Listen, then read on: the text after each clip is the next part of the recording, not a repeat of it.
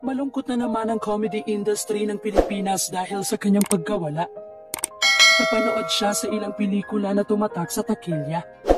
Ngunit sino nga ba ang komedya na ito?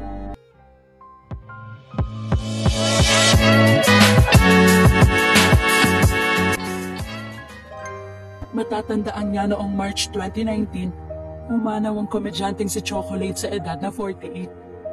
Kinumpirma ito ng Star Magic ang talent arm ng ABS-CBN sa pamamagitan ng isang statement. Ayon nga sa statement na inilathala sa ABS-CBN News, nag-perform daw si Chocolate sa isang out-of-town show sa Abra. Pagkatapos daw ng kanyang performance ay idinaing nito na nahihirapan siyang huminga.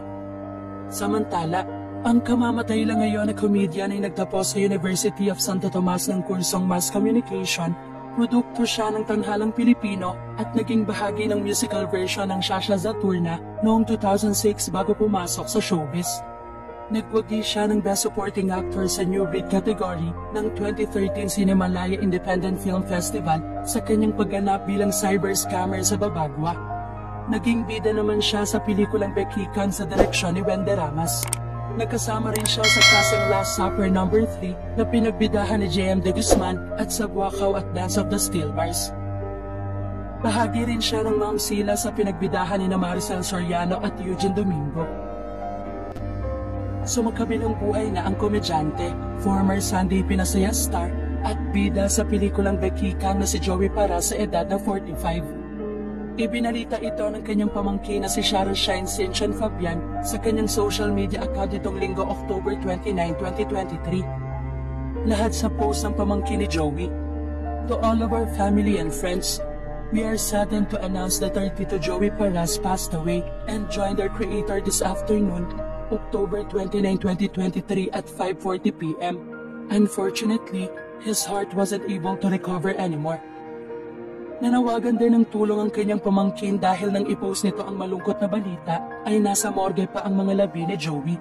Currently, his remains still at the hospital's morgue. We need to settle his hospital bills for us to take him home. Our family is knocking at your kind and generous heart to help us raise a fund to cover his hospital bills. Inilagay rin ito ang mga detalye kung paano makapagpapadala ng tulong sa pamilya ni Joey. If you wish to donate, kindly PM me po. Sa akin lang po mag-PM dahil ngayon pa lang po may mga scammers na po na tumatawag sa amin.